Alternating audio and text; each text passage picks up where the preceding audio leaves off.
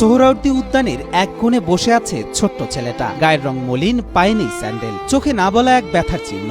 নাম তার আবির, বয়স হয়তো ৫ কিংবা ৬। হাতে ফুলের মালা, দূর থেকে চোখে চোখ রেখে আছে পথ চলতি মানুষের দিকে। কেউ এলেই দৌড়ে গিয়ে বলে, একটা মালা নেন না ভাই, একটা মালা নেন। প্রতিটি মালা বিক্রি হয় মাত্র ৩০ টাকায়, কিন্তু এই ৩০ টাকায় লুকানো থাকে আবিরের ঘামের গন্ধ, তার মায়ের না ঘুমিয়ে কাটানো রাত, আর ভাই বোনদের মুখে এক চিলতে হাসির আশা।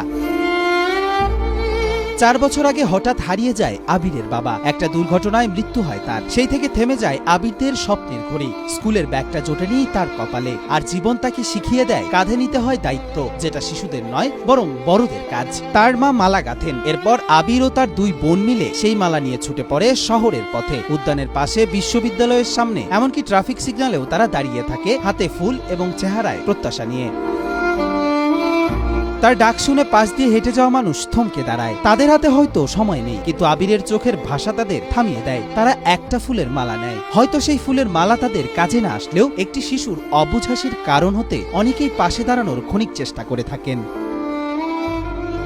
প্রতিদিন করে ৫০টা থেকে ৬০টা ফুলের মালা বিক্রি হয় তাদের। এতে আয় হয় ৩০০ টাকা। এ দিয়েই চলে পুরো সংসার। আবিরের মা জানান, সন্তানদের পড়াশোনা করাতে চাইলেও অর্থের অভাবে করাতে পারেন না। এ বয়সে বন্ধুদের নিয়ে খেলতে চায় আবির, স্কুলে যেতে চায়, বইয়ের পাতা উল্টাতে চায়।